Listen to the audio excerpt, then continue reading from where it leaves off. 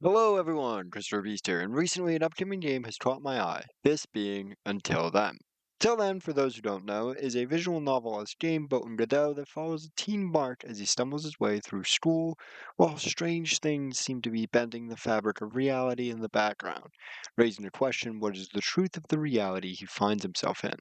So in today's video, I peered into the code of the game, and really the beta, to try and see what could be found that may hint about what type of situation we will find ourselves when the full game releases. The bittersweet news is the devs clearly know how to hide their cards, as I honestly couldn't find anything of major note in this beta. But instead, I found some interesting stuff that, in my opinion, makes this upcoming title even more exciting. So, during this video, I'll highlight some of the cool stuff I found and then showcase the rest of the stuff that can be found in the code, and hopefully, you all enjoy what I found as well. So, with no more delay, let's just get right into this.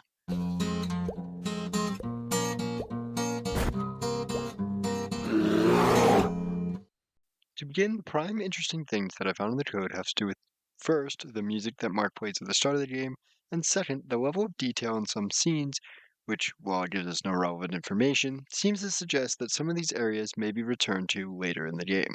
First, Mark's song. In the demo, we see Mark every night begin practicing a song on his piano. Each time, without fail, he messes up some notes, but the inklings of the song can actually be found in the code. These parts are titled Wedding Song. This name alone evokes some curiosity, perhaps signifying a significant plot note which we may see when this song is completed. But more interesting is that in the code we can actually find a finished variant of the entire song, which I'll now play. So the other thing I wanted to point out is the level of detail in some of the scenes, and the detail that is present even in areas we can't see or can really only barely see. An example of this is in the library, which when we play in only offers a fixed camera at the main table that the boys are currently working at. However, looking past this, we can see that the entire library is constructed and rendered in this scene. Most notably, in the back of the library is a set of desks that are decorated and rendered, perhaps suggesting that in the future in this game we will see this space being used. This isn't a huge surprise. A library being used more than once in a game where a school is a major location shouldn't surprise anyone. On this note, a similar trend exists with the classroom. The classroom has a large amount of details on the desks.